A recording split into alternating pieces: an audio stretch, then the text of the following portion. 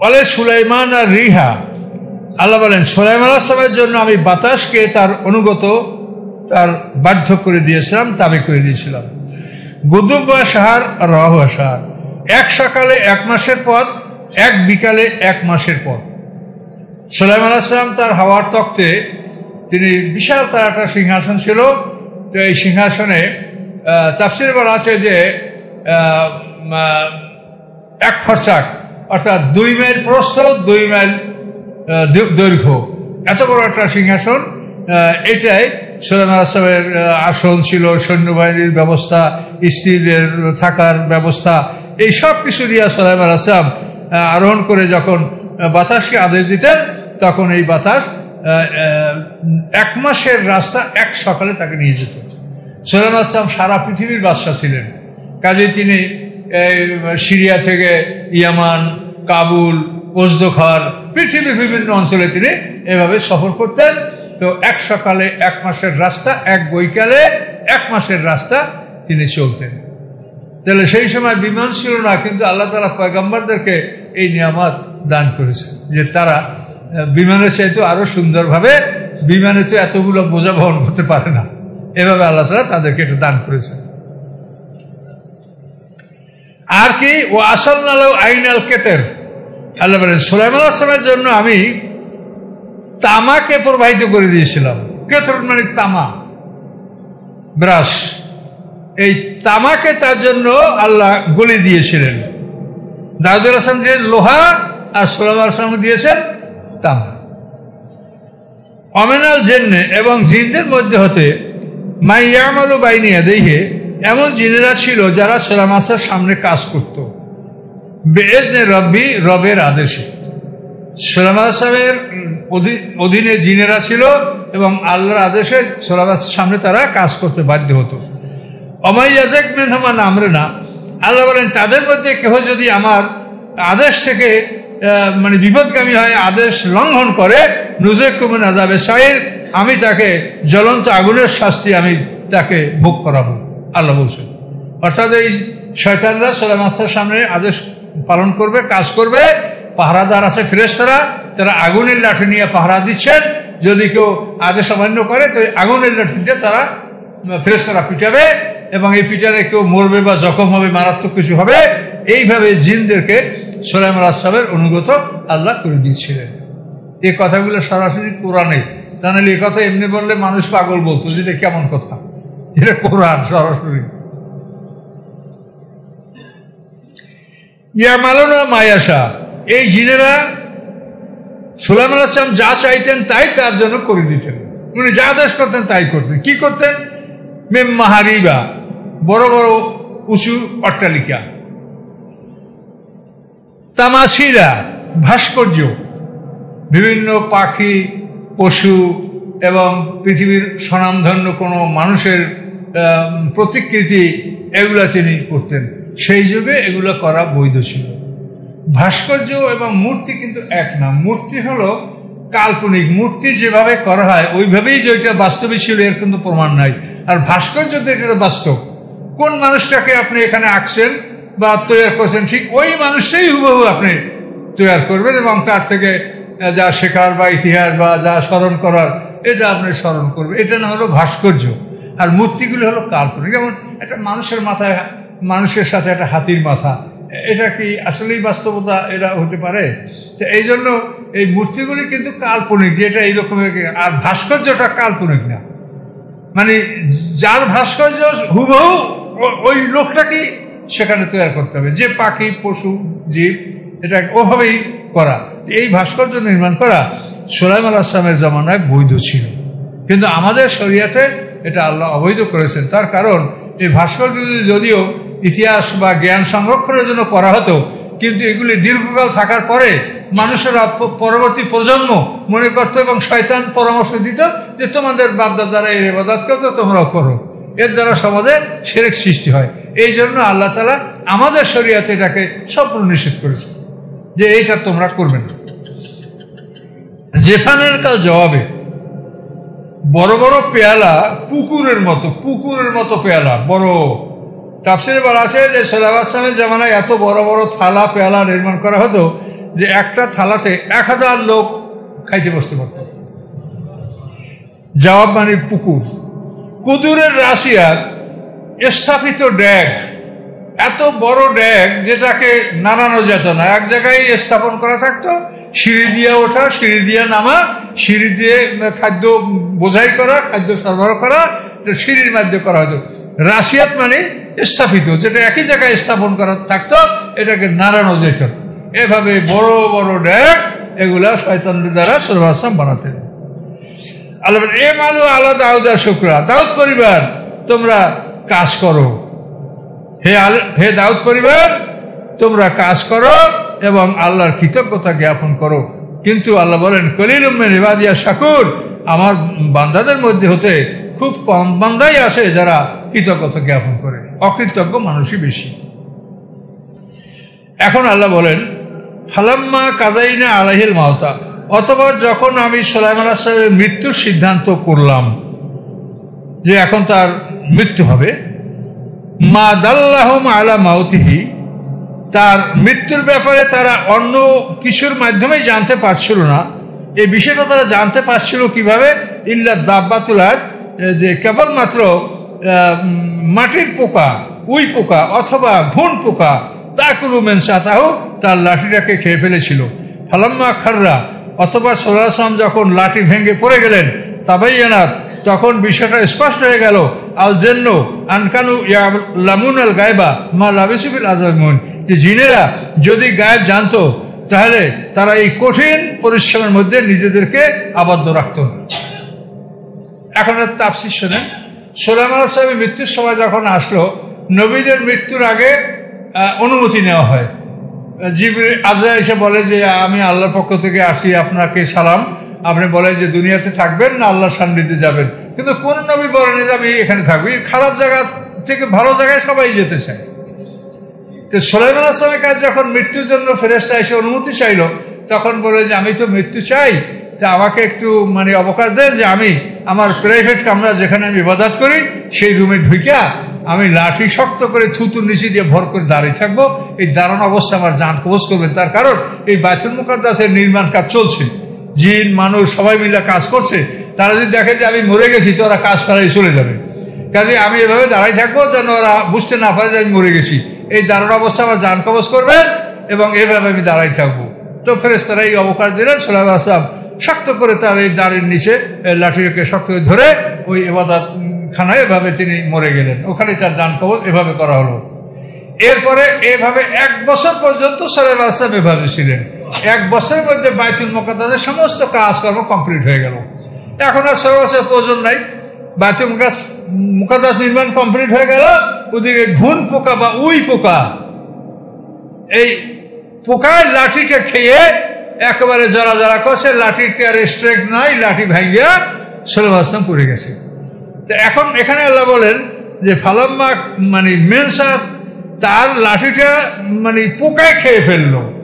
এই পোকায় খাওয়ার কারণেই তার মৃত্যু সম্পর্কে তার অবগত হতে সক্ষম হয়েছিল, অন্য কোনোভাবে তার মৃত্যু সম্পর্কে তার অবগত হতে সক্ষম হয়নি। অথবা যখন লাঠিটা ভেঙে গেল, সুলাইমান আলাইহিস সালাম পড়ে গেলেন, তখন বিষয়টা স্পষ্ট হলো যে জিনেরা গায়েব জানে না। যদি গায়েব জানতো তো 1 বছর পর্যন্ত মরা সুলাইমানকে সামনে রেখে তারা কঠিন পরিশ্রমে লিপ্ত থাকতো না। এইটা বোঝাবার জন্য আল্লাহ তাআলা এই কাহিনী কোরআনে দিয়েছে। এরপরে কি কোনো মানুষ বলবে যে জিনেরা গায়েব জানে? আমাদের সমাজে এই ভণ্ডরা এমন আছে, পেপারেও দেখি জিন হুজুর, ওরে বাবা, আর এই জিন হুজুর করলে মানুষের সব লাইন জিন হুজুর। অথচ আল্লাহ তাআলা কি বলছে তা দেখলে অবাক হয়ে যাবেন। জিনদের সহযোগিতা যারা কাজ করে তারা জাহান্নামে, এটা এই সূরার মধ্যে আপনি পাবেন। আর এখানে আপনি জানতে পারলেন যে জিনেরা গায়েব জানে না। যদি জানতো তাহলে মরা সুলাইমানকে তারা ওইভাবে রেখে 1 বছর তারা কঠিন পরিশ্রমে লিপ্ত থাকতো না। কাজে জিনেরা গায়েব জানে না। জিনদের কাছে কখনোই যদি আপনি যে গায়েবের খবর জিজ্ঞাসা করেন, এটা শিরক হবে। যেহেতু আল্লাহ বলছেন যে আল্লাহ ছাড়া কেউ গায়েব জানে না, আপনি আরেকজনকে আপনি বিশ্বাস করেন সেও গায়েব জানতে, শিরক হবে না? এই জন্য কোনো অবস্থাতেই জিন হুজুর টুজুর এদের কাছে গিয়ে নিজের ঈমান নষ্ট করবেন না। আখিরি জামানায় ঈমান রক্ষা করা বড় বিপদ, বড় ফিতনার যুগ পৃথিবীতে। এই জন্য রোগ ব্যাধি আল্লাহ দেয়, আল্লাহ ভালো করবে। ন্যায়সঙ্গতভাবে চিকিৎসা করতে পারেন, কোরআন থেকে তদবিরাত গ্রহণ করতে পারেন, কোরআন সেবা, কিন্তু কখনো এই জিন বা অন্য কিছু এগুলি আপনারা করবেন না। এদের দ্বারা কি হয় জানেন, জিনেরা আমাদের সাথে দ্রুত চলাফেরা করতে পারে এবং দেখে বেশি, কিন্তু জ্ঞান তাদের মানুষের চাইতে বেশি না। মানুষ হলো আশরাফুল মাখলুকাত, জ্ঞানের দিক থেকে মানুষই শ্রেষ্ঠ, কিন্তু তারা অনেক দ্রুত চলাফেরা করতে পারে এবং এই জন্য একটু বেশি দেখতে পারে। এই জন্য স্বাভাবিকভাবে আপনার একটা ছাগল চুরি হয়ে গেল বা গরু চুরি হয়ে গেল, ওই যাদের সাথে জিন আছে তারা ওই বলতে পারে যে দেখতো কোনখানে গরুটা, তখন ওই জিনেরা যদি দেখেন যে গরুটা তো অমুক খোয়ারে আছে বা অমুক জায়গায় লুকানো আছে, এই যদি বলতে পারে তা এই হুজুরের সব জানে গায়ে, এই হয়ে গেল হুজুরের কেরামত, আর ঝাঁকে ঝাঁকে মানুষের দান সাদকা এই শুরু হয়ে গেল। কাজে এইটা আল্লাহ বলেছেন যে তোমরা নিশ্চিত থাকো যে জিনেরা গায়েব জানে না, কারণ জিনদের কাছে তোমরা গায়েবের খবর জিজ্ঞাসা করো না। লাকাত কানা লিসাবাইন ফি মাসাকিনহিম আয়াতুন, আল্লাহ বলেন সাবাদের গৃহে এবং সাবাদের বাসস্থান অঞ্চলে, তারা যে অঞ্চলে বসবাস করত সেখানে নিদর্শন রয়েছে।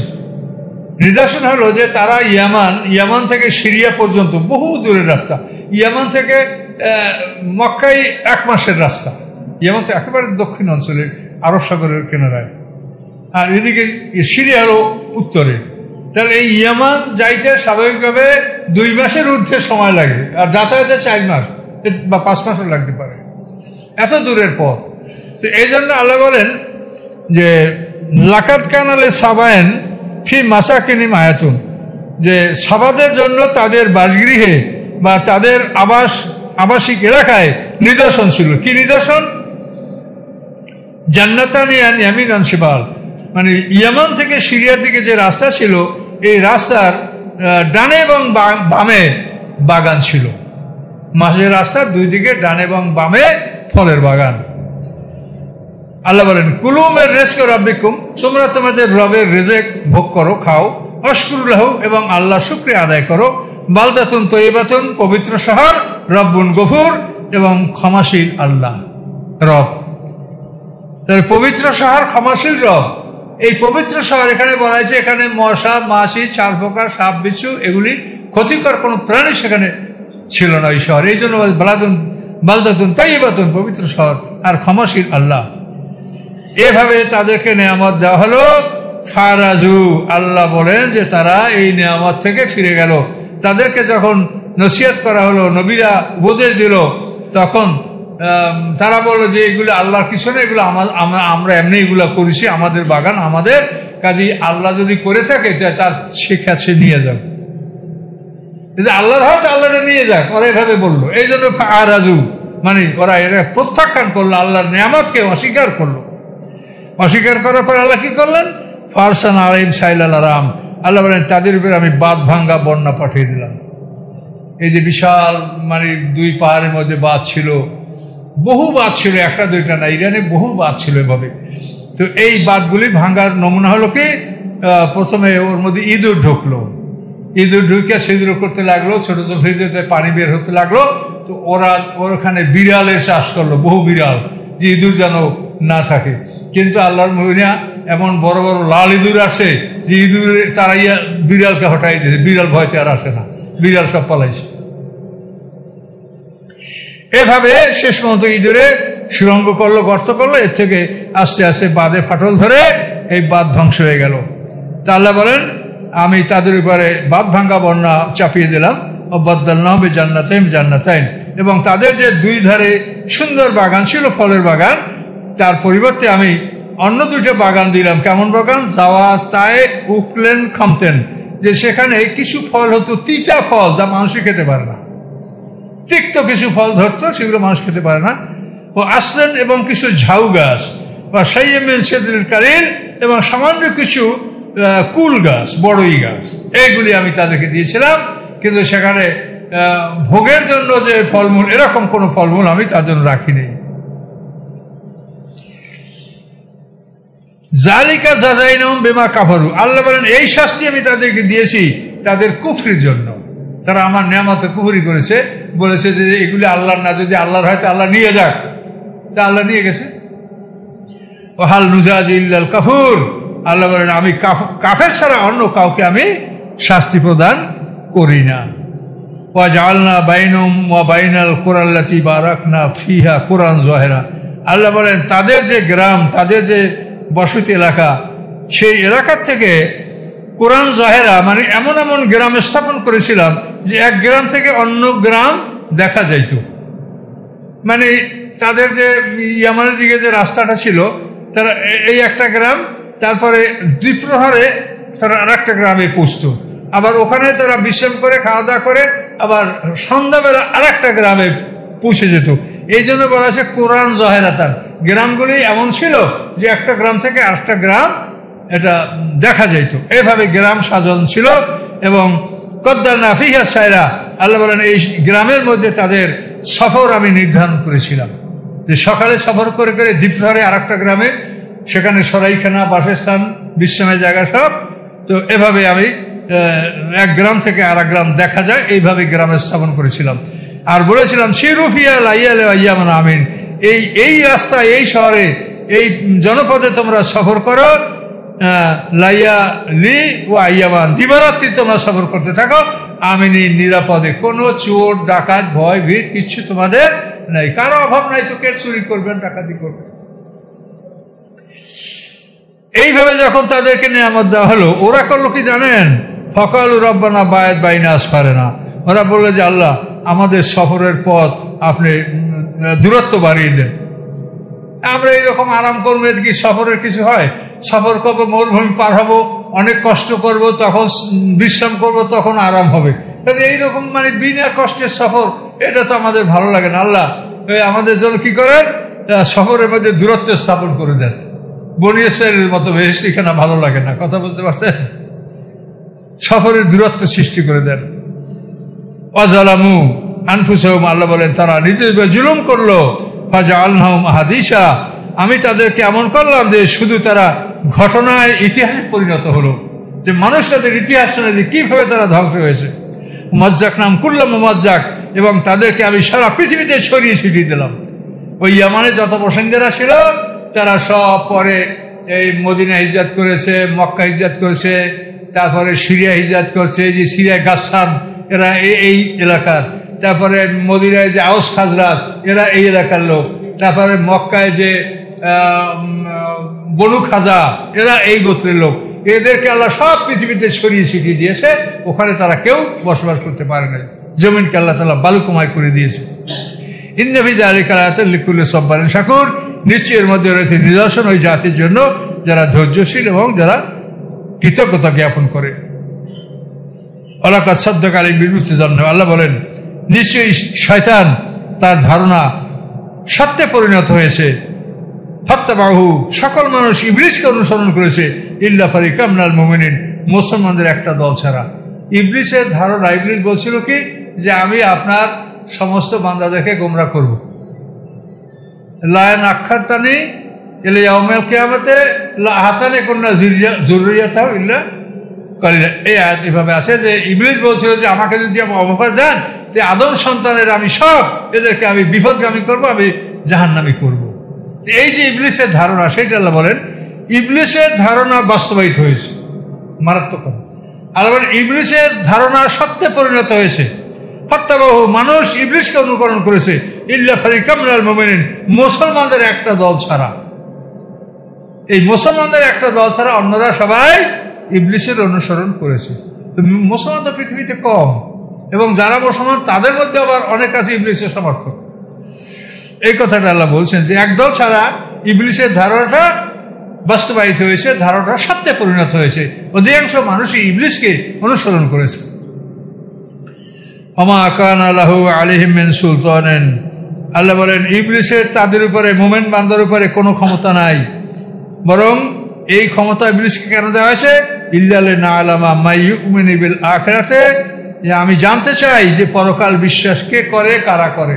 যারা পরকাল বিশ্বাস করে তারা অবশ্যই ইবলিসের অনুকরণ করবে না। মিম্মান হুয়া মিন্না ফি শাক, এবং কারা আছে যে কিয়ামত সম্পর্কে, পরকাল সম্পর্কে সন্দেহ পোষণ করে।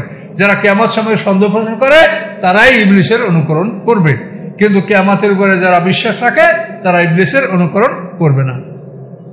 রব্বুকা আলা কুল্লি শাইইন হাফিজ, এবং আপনার রব সমস্ত বস্তুর সম্পর্কে সংরক্ষণকারী, হেফাজতকারী। সমস্ত বিষয় আল্লাহ সংরক্ষণ করেন, ভালো মন্দ ন্যাকবাদ সব আল্লাহ সংরক্ষণ রাখেন এবং আল্লাহ তারা প্রতিদান আমাদেরকে দিবেন, প্রতিদান দিবস। এই কথাটা আল্লাহ বলে যে ইবলিস তার ধারণাটা সত্যে পরিণত করতে পারছে এবং ধারণাটা সত্য হয়েছে, বাস্তবায়িত হয়েছে। একদল মানুষ ছাড়া পৃথিবীর অধিকাংশ মানুষ ইবলিসকে অনুসরণ করেছে। খুবই মারাত্মক কথা। কাজে আমরা কখনোই যেন ইবলিসের অনুকরণ আমরা না করি। আমরা সবসময় ইবলিসের শয়তানের অসহায় অনুভব করলে আমরা আউযুবিল্লাহ পড়বো, আল্লাহর আশ্রয় কামনা করব এবং সবসময় আল্লাহর জিকিরে মগ্ন থাকবো। তাহলেই ইবলিস থেকে আমরা নিরাপদে থাকতে পারবো। জিকির বন্ধ করলে, আল্লাহর স্মরণ বন্ধ করলেই শয়তান ঢুকবে। কথা কবেন কম, সবসময় আল্লাহর জিকির, আল্লাহর স্মরণ। আপনার কাজকর্ম যাই করেন সবসময় মনে করবেন যে আমি আল্লাহর বান্দা, আমাকে এক্ষুনি আল্লাহ ডাক দিতে পারে, এক্ষুনি যদি ডাক দেয় আমি সব কিছু মেরে আমি যাইতে বাধ্য হব। এই তো আমার সময়, আমি তো কিছুই বলতে পারছি না। বাড়ির সঞ্চার করা হবে, নূতন বাড়ি করছে, তারিখ দেওয়া হয়েছে, এই সঞ্চার করার আগেই তার মৃত্যু হয়ে গেছে। এরকম দৃশ্য তো আমি দেখছি, আপনারাও দেখেছেন। কাজে আমাদের কখন ডাক দিবে আমরা কিছু জানি না। কাজে আমাদের সবসময় আল্লাহমুখী, আল্লাহ বিমুখী হয়ে আমাদের চলাফেরা কাজকর্ম করতে হবে, এটা তো আমরা স্মরণ রাখি। আমিন। আমরা 21 নম্বর আয়াত 2 রুকু পর্যন্ত চলে আসলাম।